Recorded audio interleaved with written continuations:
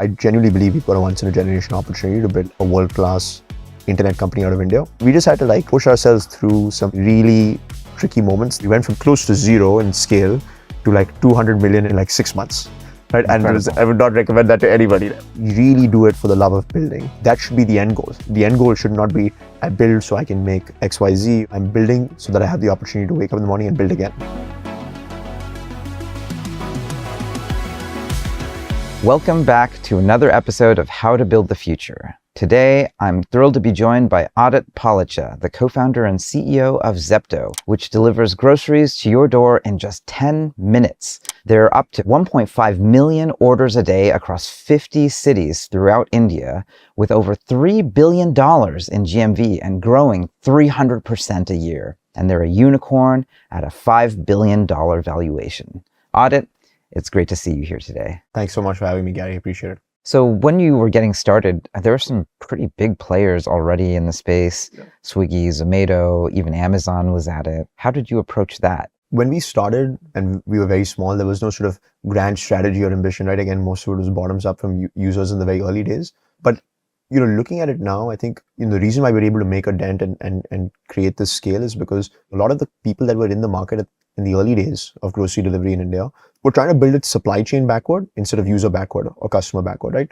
And so they would build out models that were 2-hour delivery, 4-hour delivery, which made sense on paper and logistically seemed more feasible, economically seemed more viable. Instead of building it retention and consumer first, the insight was, yes, let's do 10-minute delivery, but also let's build out the full stack of commerce where we're able to run the logistics, we're able to have a much better sense and selection on quality control.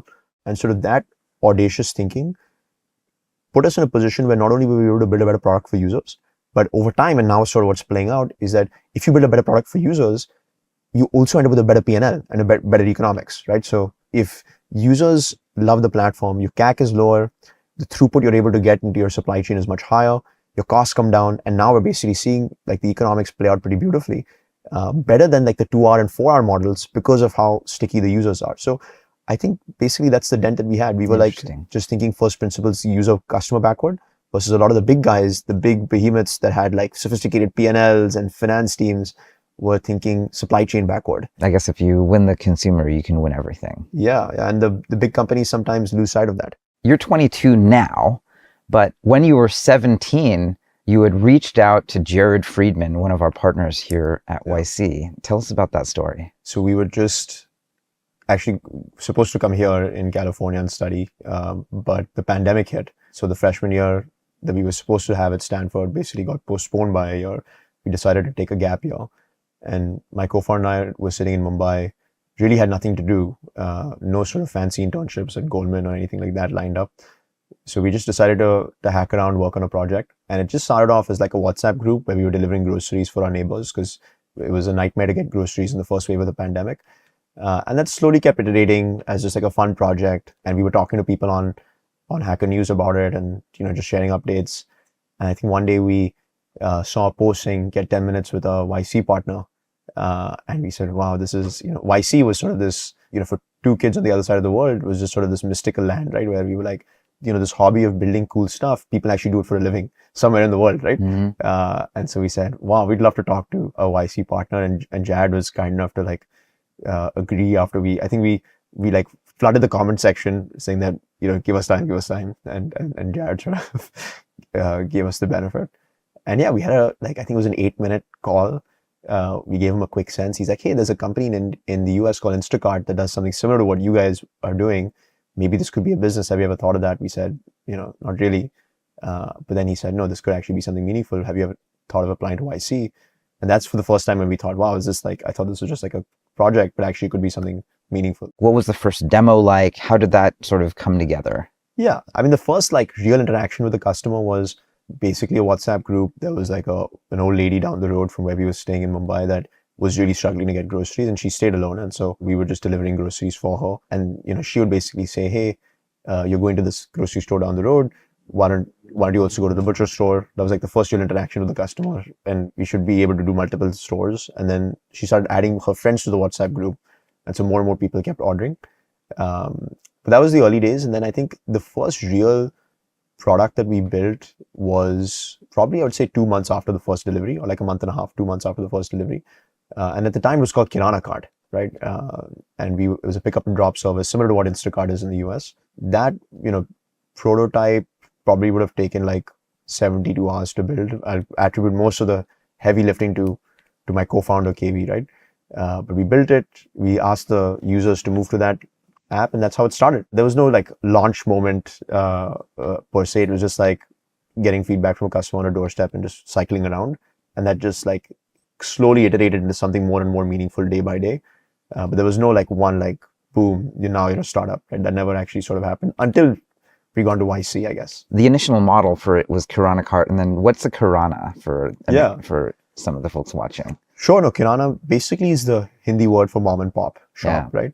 So it's like these small mom and pop stores that exist in India. Obviously in the US, you've got more Walmarts and Costco's and Kroger's. But in India, it's primarily these small mom and pop shops that dominate grocery. So that's what a Kirana is. So Kirana Cart was like corner shop delivery in a way. That's what it means. So the other thing that was very important was sort of extreme speed. So it wasn't, an hour or half an hour. It was 10 minutes. How did that come about?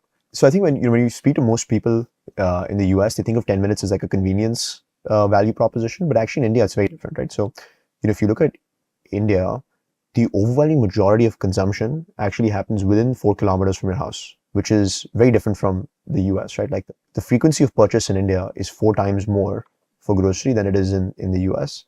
And so people actually just buy in these small tickets multiple times a week, which is why most retail in India is hyper proximity, right? So unlike, let's say, the big box Walmart, Costco models that work in like suburban sprawls, people are used to the milk delivery guy coming to their doorstep, or the fruits and vegetables guy showing up outside their house every morning, or the local mom and pop being 200 meters down the road. And so that's the dominant format of consumption and retail. 10 minutes was never really like a, let's do 10-minute delivery for the sake of 10-minute delivery. It was more, customers would basically keep telling us on their doorstep, and we did a lot of the deliveries for the first few months ourselves. They would basically keep telling us that, hey, this is great, it's COVID, but I would much rather just go to my fruits and vegetables guy. In the morning, he comes, pretty much there. Why do I wait for 2-3 hours for you guys? It's not a convenience thing. It's like, I'm just used to buying so much more frequently, so much more easier.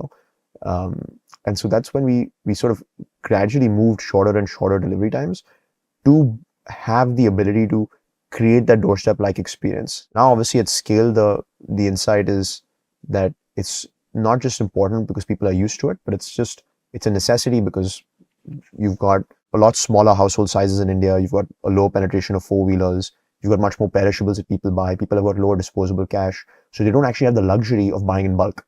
And so when you fit all of those consumer insights in, and mainly just, again, talking to people on the ground, you start realizing that, hey, this 10-minute thing is actually critical to do the way, the style of purchase that people like versus like a nice little convenience value prop. So that's how it came out. But I think it was more just talking to people and like constantly saying, okay, we need to reduce the delivery time by 30 minutes, by 30 minutes, by 30 minutes, until eventually we were like, let's just be at their doorstep. Like one of the things at YC we often talk about is do things that don't scale. Was this one of those things where you had to go and do those initial deliveries at 10 minutes and realized there's actually a palpable difference in that experience from the customer? 100%. So I think in the middle of the batch, we started getting a lot more pushback from users, where basically we're just not seeing the retention, right? In the early days when you're delivering like in an hour. And so people would use the app. The next week, 3-4% of people use it again. And so that's when we started talking to people, and lots of things came out like selection, pricing, quality, but this was one of the big ones. And so we said, okay, we have to be at their doorstep. So what KV and I did is we went to one of the stores on the platform, and we basically commandeered the store ourselves, right? And we ran it for a short period of time, but we did a pilot where we said, if we are able to control the customer experience end to end, including the delivery time, what's the reaction that we get? And so I was basically like the shopkeeper for a couple of days. KV was delivering, and we could basically see that, at the customer's doorstep, there was a lot more delight. And that was obviously the subjective indicator. And then as we sort of got to a couple hundred orders with that model, we could see that, hey, people are actually repeating at like obviously the data was not as sophisticated, but we could see the very early signs of, hey, these like 10 people that ordered last week, a good chunk of them are still ordering this week. Maybe that's a good thing. you did this unscalable thing. You did it yourself. You're not running around and hiring other people to do it. You're directly experiencing it. But as a result, you sort of ran it to ground, and you had this like very intuitive idea about what the product needed to become. For sure. And I think that it started with like the subjective intuition, just like what are human beings telling you verbally. You know, over time it became more objective, right? Which is like, what's the retention of each cohort that we're seeing? Are we seeing that repeatability? And I think that rigor of testing whether we had PMF came from the grinding we had to do at YC. YC was probably that most intense period where we learned all of these frameworks very quickly. And so Jared would push us saying, okay, you know, you're getting good verbal feedback, but are people really repeating? And if that's the case, then you're building something real versus just like a hypothesis. You guys also, pioneered this dark store concept that now, a lot of people are using. Was that also a necessary consequence of becoming a 10-minute provider? Like you needed control over what that experience would be like. Absolutely right. Like being able to control fulfillment and logistics was critical for us to be able to get that delivery time and SLA for the customer.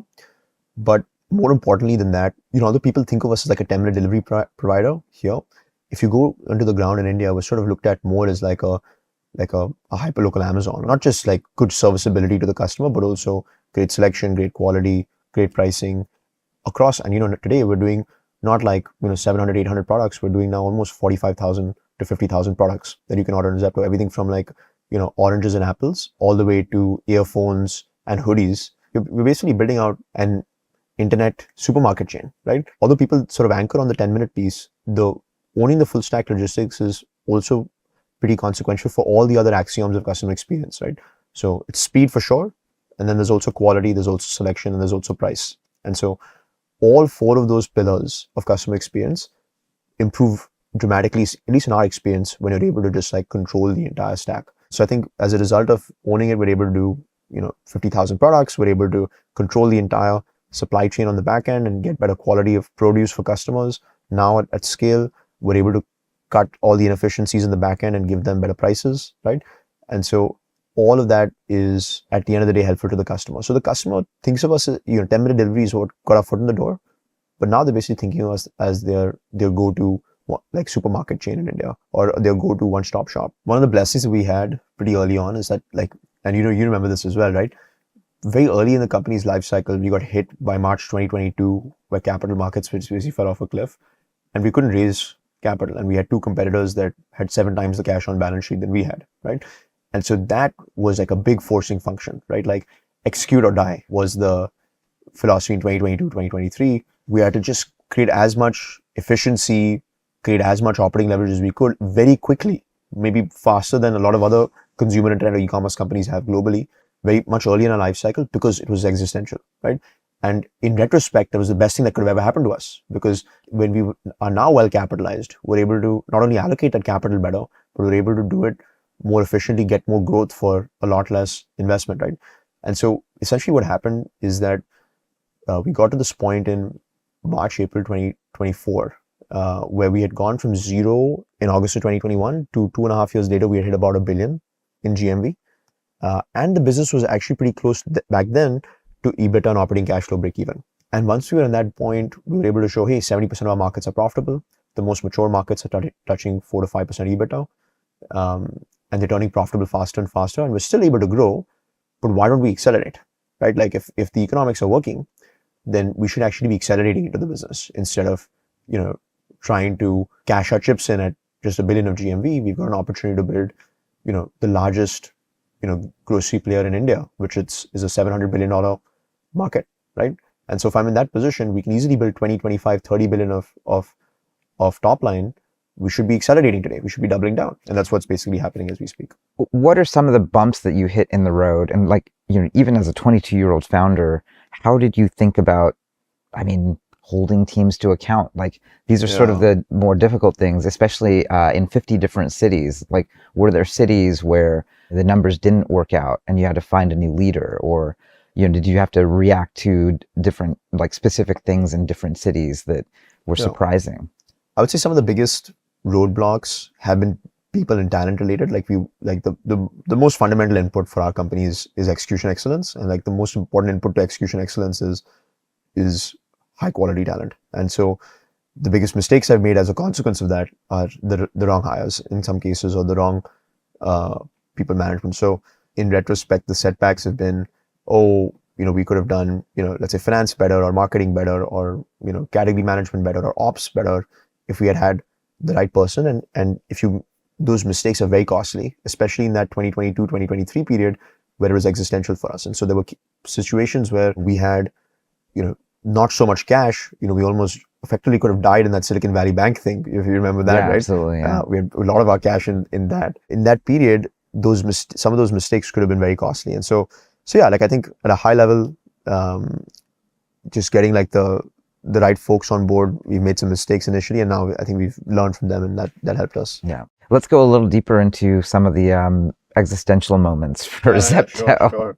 What are some other moments that gave you sort of the deepest lessons into building this company and, coming up as a CEO? In the very early days, I think, we had plenty of existential crises that the YC partners helped us through, right? There was like before we got into this whole first party thing, we were realizing when we did it, like an intellectually honest assessment of the business in the early days, that, hey, there's no retention here. And like in this sort of pick up and drop off service, we're not able to do it well. And so we thought we were dead. And like there was a point in the earliest days where we just said, I mean, what are we going to do? We've tried everything. We've killed ourselves. We're working. This was before the 10-minute. Yeah, this moment, is before right? before the first party stack. And so this is before we started commandeering stores, right?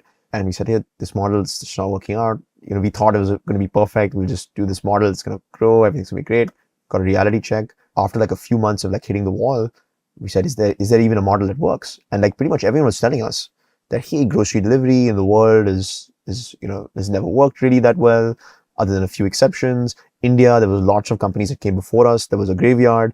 And so all the feedbacks we were getting from investors and from people that seemed to know much more than we did is that you guys are essentially in a dead space, and we could see it in the data. So in the very early days, there was that like super despair period where we would have, very close to giving up, right? That would have been probably the highest likelihood chance of death that this company had. And then obviously as we became like a larger and larger company, there were all sorts of crises, right? I think if you've been in positions where, we're about to raise capital and then a crisis happens, whether it's, March 2022 when the Ukraine war happened in that period, or let's say it's funny actually, most of our fundraisers have coincided with some sort of crazy crisis that's happening, right? And it has actually made it harder, right? Like I think right before we raised that round in 2023, which was like a fundraise from hell almost, right? Because it was like the only unicorn round in India for that year. Immediately prior to that, the Silicon Valley Bank thing happened. And so to raise that round took like 8 months, 7 months. Within that, there were lots of places that we could have died in that were real. Like there was a period where we had to build a lot of financial controls, right? Like we had to go through like EY audits that, if we didn't make it through them as tightly as we would have wanted, we would have, not gotten capital, right? And when you've got competitors with over $1 billion of cash in bank, it's existential, right? And we didn't want to sell. And so we just had to like push ourselves through some like really tricky moments there, but there are probably plenty more still to happen, right? I'm sure. I think the really cool part of your story is that, you didn't look at sort of how other people were doing it and sort of accepted that as, sort of ground truth. Like, Yeah. There's a X maxim now that is, you can just do things, Yeah, right? yeah. So I see a lot of you can just do things energy in what you're talking about here. It's a little bit of being naive and young that helped actually. Like, it's like they say, right? Like if you knew how hard it was when you started, you wouldn't have done it, right? And so that's the Paul Graham Schlepp blindness essay in a nutshell. Yeah. So you've personified it. I really like how you thought about retention. Did it feel like you were just asking questions about that? And, out of asking questions, why is retention, not where it could be? Like that sort of teased out, well, we could try this, we could try that. Like, were there a few other things you tried other than the 10-minute thing? Yeah, we did. We tried to build like a SaaS model for mom and pop shops. We tried to build like a B2B logistics play, right? Like, is there like a better model? Maybe like, what if we just do only the delivery part, or what if we only do the software part, right? And we just realized that like, grocery in India is, can be much better than it is in general as like as a market. And like, we realized that everything is so broken, right? Like whether you go into the back end, you go into the storefront, you go to the delivery and the last mile. If you want to build something that really solves the problem end to end for the customer, which is across like speed, quality, assortment, and price, then you just need to suck it up and own the whole thing. The push basically came from a lot of just like radical candor, right? And I think that you don't really find a lot of that, candidly in India so far, which is why obviously YC was as valuable as it was, because, people were just like, brutally honest with us that, hey man, you want to make it, you want to build, let's say Instacart, you want to build DoorDash, you want to build like a nice consumer return company. This is what the early days of those guys would have looked like. Obviously they went through their own struggles, but you're not at a point where you can credibly claim product market fit. And then having that like really brutally honest feedback loop really helped us. And then we sort of pushed ourselves to say, okay, if we're being super honest with ourselves, are we building an exceptional product, right? Sure, maybe we're getting a little bit of a pop in the early days because it's COVID, people are locked down, they have to use the app. But can I really say that I built something that somebody actually wants long term? And until we had conviction that we were there, we didn't go all in. It was just like a great feedback loop and like a lot of tolerance for iteration and pain, basically. Yeah. What talk to me about that moment where you did feel like you got product market fit, and that's when maybe you were only in one location, and then you said, okay, time for did you do one additional location, or did you say, all right, like 5 locations? Like what was that like? It was actually the first location, the first dark store we launched is in a neighborhood in Mumbai called Bandra, and pretty quickly that neighborhood became bigger for us than the rest of the entire city that we were operating in, and it just sort of ballooned. And I remember going there because it was an experiment, right? And it was like, effectively, it was like a cardboard cutout almost of like what a dark store looks like today. Because now a dark store is like, you've got proper racking and chillers and freezers and everything all set up properly. But over there, it was just like a bunch of like stuff on the ground, basically. And then we were just delivering from there. But the experience was so well managed because we were able to, curate a really good selection, right? And work with a couple of people to be able to do that.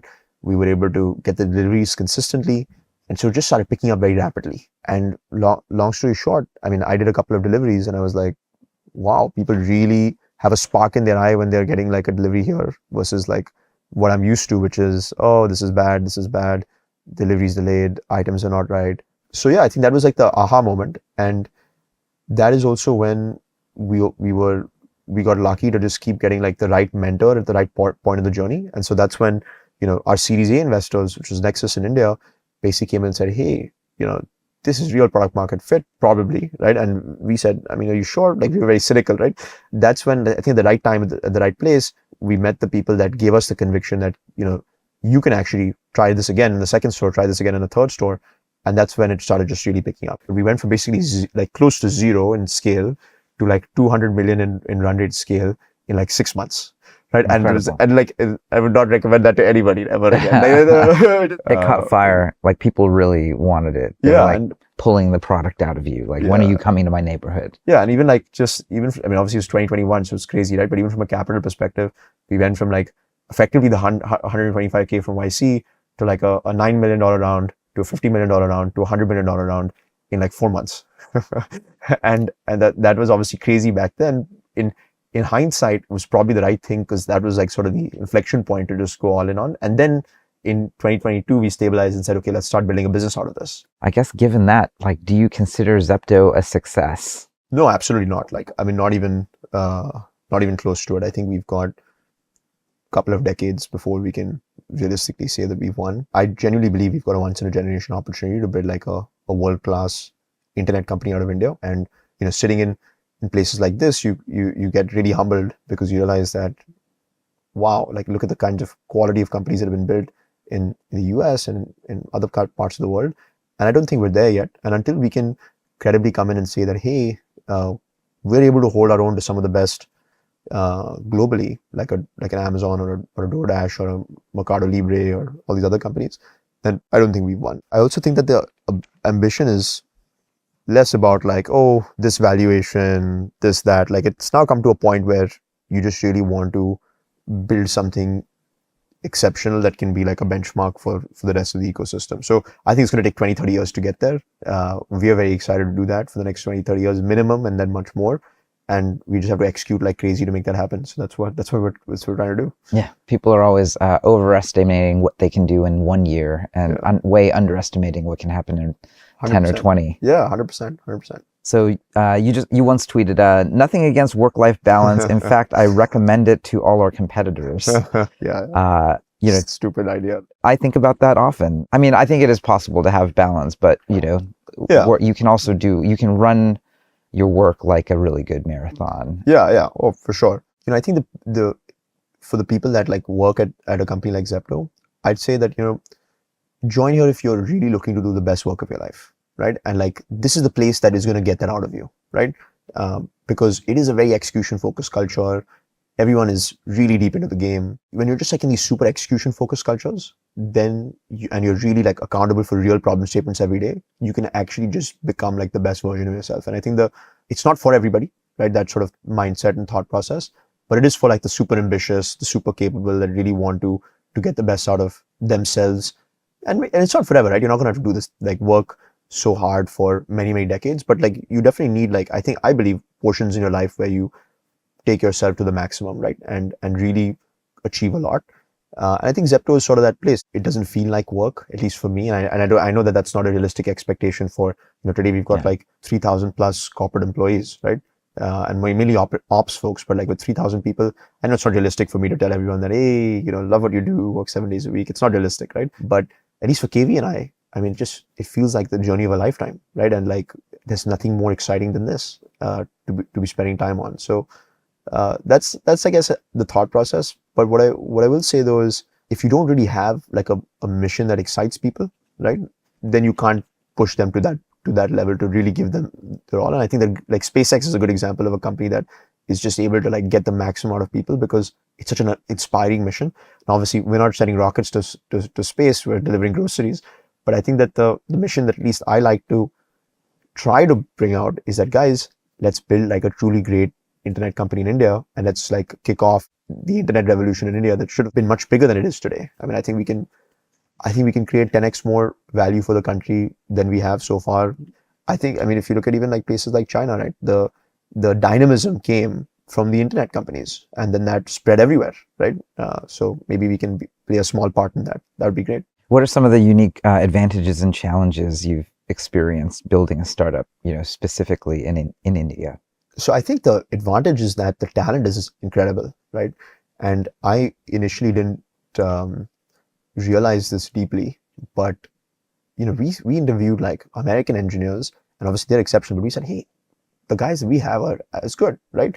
And I think a lot of people underestimate that. That's why a lot of great internet startups set up offices in Bangalore, right, and hire people there. And so the big advantage is that you just have such an incredible talent base, and really, although it's very competitive, it's still a lot less competitive to get such high quality talent than it would be sitting in San Francisco, I'm sure. I think some of the hurdles are, as an ecosystem, I think we're like very much like post 2001 right now, because we had like a big reality check in 22, 23, and there's still a lot of fear and lack of ambition in general. And I'm sure you've seen some of that like in the post 01 kind of period, right? I'm sure where people were less ambitious, right, than they could have been. So we're sort of coming out of that and saying, guys, why if we execute well, we should swing for the big leagues. And so I think the challenge is like, whether it's hiring a senior executive, whether it's bringing on board a new board member.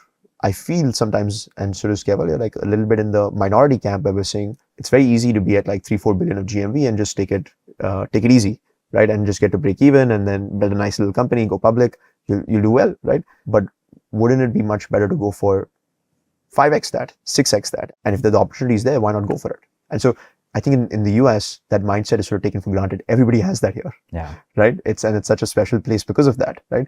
But in a place like India, it's still germinating. I mean, I think you're one of the leading importers of the philosophy itself. Yeah, hopefully. We've got the talent.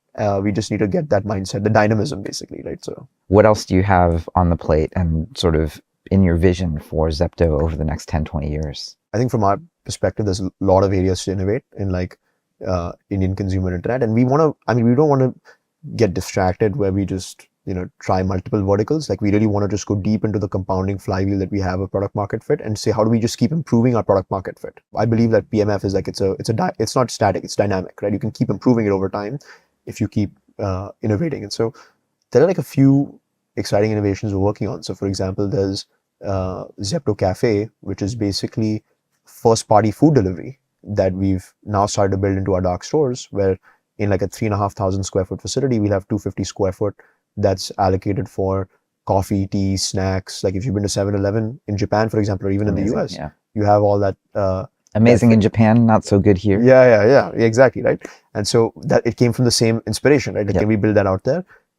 And that's doing phenomenally well. So we've scaled that effectively starting last year, and we've gone from 0 to over 100,000 orders per day. And that's the beauty of all these consumer internet businesses, right? When you have like 15, 20 million people opening your app every week, and then you add like a new little use case for them, you can just funnel hundreds of thousands of people just by moving pixels around. That's like the super exciting thing about this business. That's why I love it so much. Sounds like it's the true everything store, but it's not only just the everything store that will come to you tomorrow or maybe later next week. Yeah, it's like literally in 10 minutes. Yeah, it's like the hyper local everything store for hyper local India, right? Like that's the idea. But there's a lot of other cool stuff. I mean, even if you look at our advertising business, right? Like similar to like the other really successful e-commerce companies, we've gone from like a 40 million ARR in ad revenue last year to this year we've just crossed 200 million ARR, right? And that's just, I mean, it's obviously phenomenal business, and like we're just innovating there in an exciting fashion. We built out like our search stack in-house, the entire relevance engine, bidding, attribution, campaign management, automated keyword suggestions. I think we've built out a really high quality performance ad stack out of India.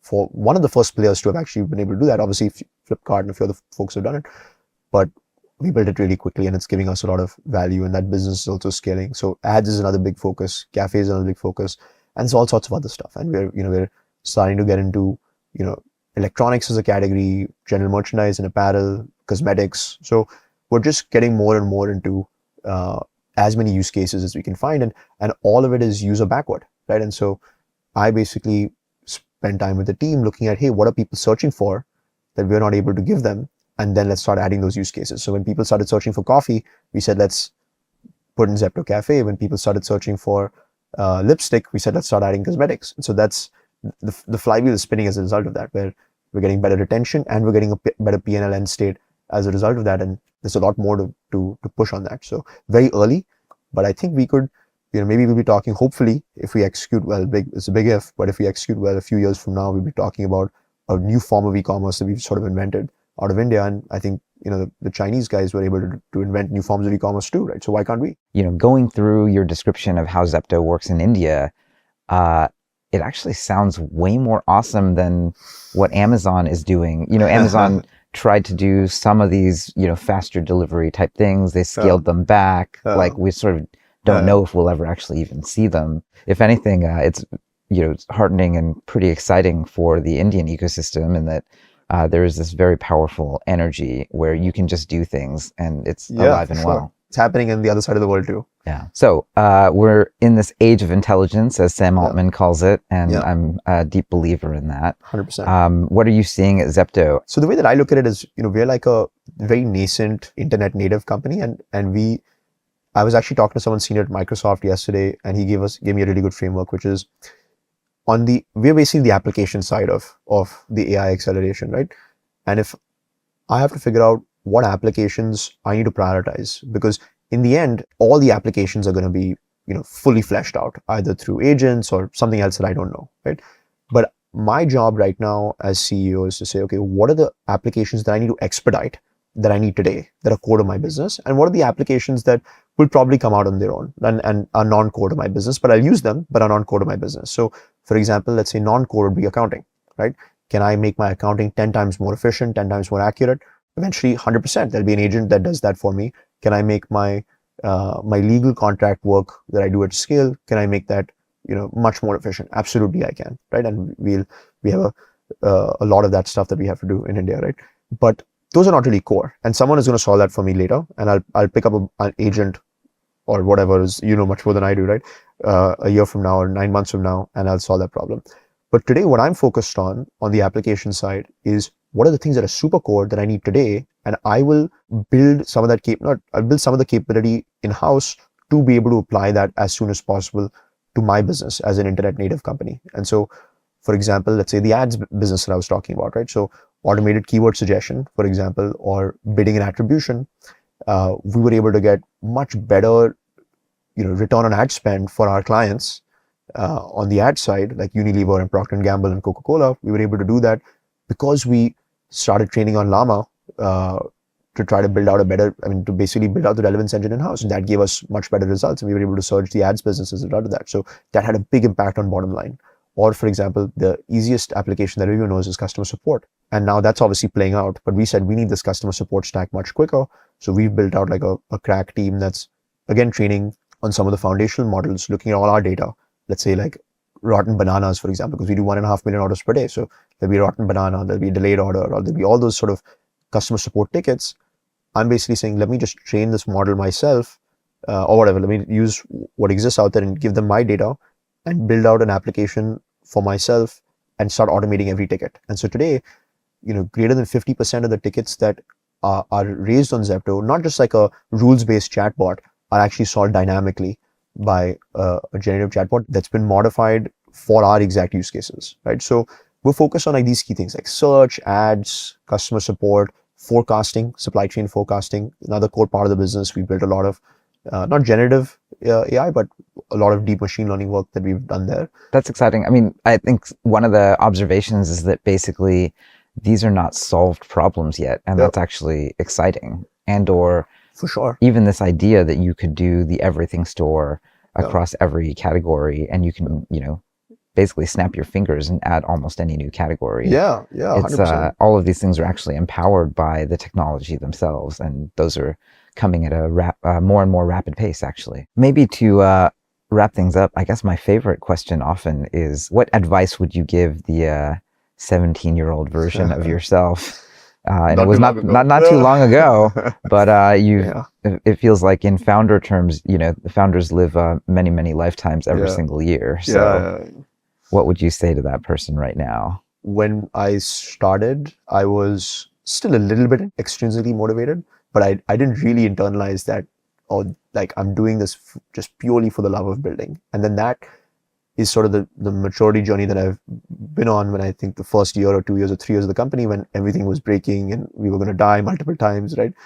At that point, you just basically have a gut check where you're like, what are you really doing this for? And if you're doing it for, money or like, or fame or all this other nonsense, then there are far easier ways to do that. And I joke with my team, like, there's far easier ways to make a buck than to build this crazy contraption, right? Mm-hmm. But yeah, so I would basically tell them that, 17-year-old version or whoever else watching this, that like, you really do it for the love of building. That should be the end goal. The end goal should not be, I build so I can make XYZ or I can get ABC out of it, but I'm building so that I have the opportunity to wake up in the morning and build again, right? And that's basically the mindset that I'm in right now, where every day I just wake up and I'm like, wow, I'm so excited for the next problem statement, right? And so it's just great. Adit, thanks so much for spending time with me today. This is awesome. Yeah, likewise. Thanks, Gary. It was great talking to you.